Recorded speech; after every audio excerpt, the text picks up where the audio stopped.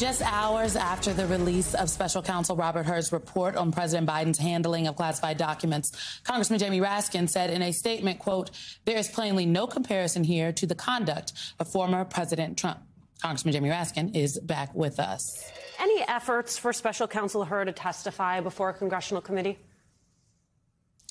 I've not heard of that, but one could expect that that's an eventuality here. I mean, the guy went way, way beyond his proper jurisdictional scope. I mean, when you got a special counsel, they're looking at the question of whether there should be charges brought in a prosecution. That's the answer you want. If they say no, then you leave the alleged suspect to his or her own devices.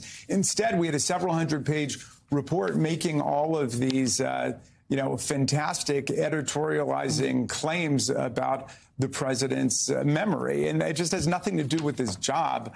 And obviously, the president was very angry about it. I think a lot of people are angry about it in Washington. But it is part of this full-blown offensive against Joe Biden, who right now is the leader of the Democratic forces, not just in America, but all over the world. And he's laid down the law that this is about the Democrats versus the autocrats and the kleptocrats and, the plutocrats and dictators all over the world. So they're going to undercut him however they can. We've seen this movie before, though, Congressman, back when Hillary Clinton was in the crosshairs of the Justice Department and James Comey comes out with that fateful announcement, sort of editorializing, if you will.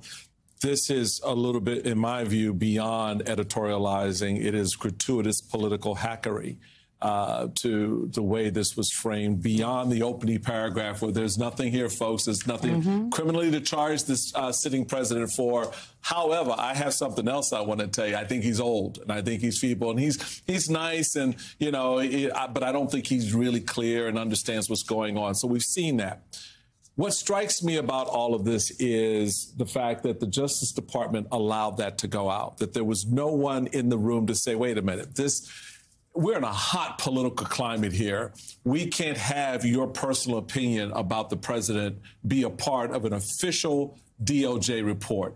Two-part. One, what are your thoughts on that? And two, is there some type of review internally in the Congress, since you have oversight here, to sit back and say, can we reframe the guardrails for how these reports are put out to the public, even though it's a special counsel and they seem to have just free will to do whatever they want? Yeah.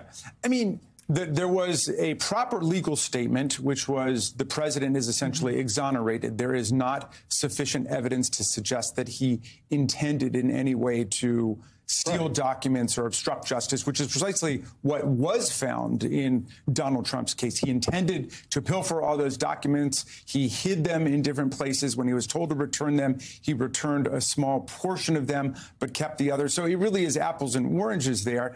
All the rest of it is kind of finger painting on the special prosecutor's report. All of his ideas as a memory specialist about, what he thought Joe Biden's condition was. I think that look, we're in the minority on the House side, of course, and in the Oversight Committee. So we're doing Hunter Biden morning, noon, and night. That's what we do with Chairman Comer in charge.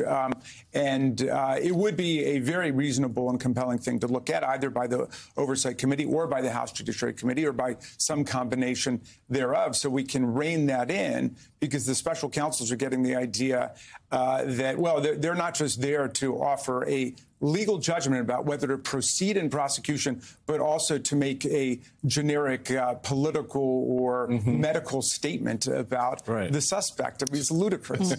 What's the conversation among House Democrats specifically?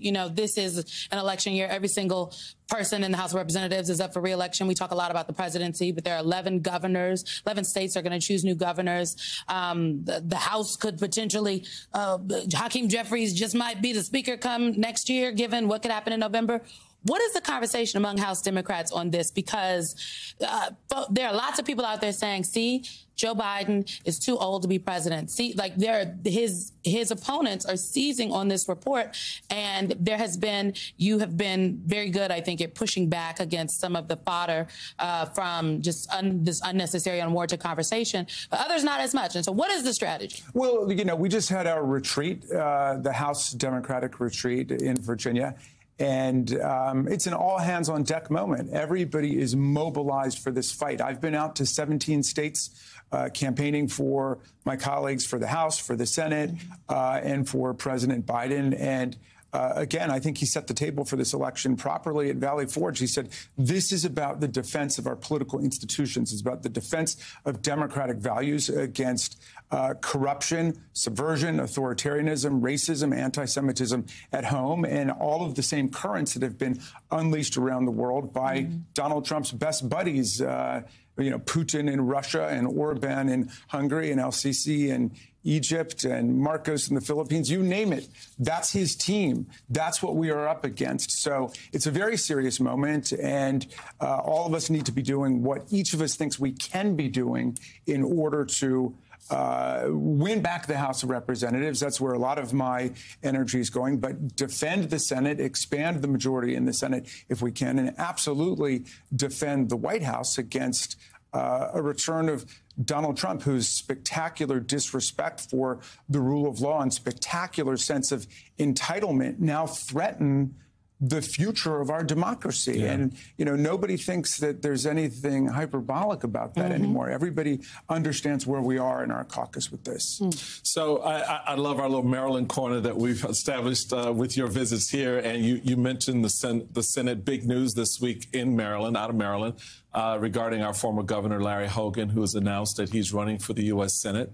My view, Congressman, and I'd be interested in yours, is this dramatically changes the dynamic on the ground in the state, where you have my county executive also Brooks running against Congressman Trone. How do you see this race? What do you think of this new dynamic with Hogan getting in? And Little Bird told me a lot of folks are talking to you about jumping into this thing now. You may want to address that. We're happy to have this. Mona and I both would love to have that news break right here that you're in the race. But, you know, what do you say, Congressman? Well, no, I think the race is settled. And look, all of us in the congressional delegation and all of the Democrats in Maryland are unified around winning and holding this seat. And that means we can't let Larry Hogan get away with anything. I mean, he is in Donald Trump's party. This is an anti-choice party. They want to pass a national law banning abortion. He will go into the Senate if he were elected as a brick in the wall of Donald Trump's support within the Senate. Well, he'd certainly be voting for McConnell for the majority leader, or he'd be voting for, you know, Ted Cruz or Mike Lee or whatever pro-Trump Republican is going to be leading the Senate. So we've got to be very clear about this. We've got a party of democracy and of freedom, and a party that is responsive to Donald Trump's beck and call. That's what it is. And the thoughtful, moderate, pro-Constitution Republicans, like Liz Cheney, like Adam Kinzinger, have fled that sinking ship. But he hasn't. I know we have to go. Yeah, but he hasn't fled that sinking ship. That's why he's in this race. Well, he said he'd be much stronger if he were running as an independent or as a Democrat. But right now, all he is another brick in the wall of Republican support for Donald Trump. Y'all should have saw Michael's face. Do you want to endorse in the race right now? In the Democratic primary? Would you like to endorse? I'm going to look at it. I'll come back and visit. Okay, all right. Let us know. All right. Congressman Jamie Raskin, who we will now ask to see every weekend between now and that election. Congressman, thank you. We've got more of the weekend right after this. We'll be right back.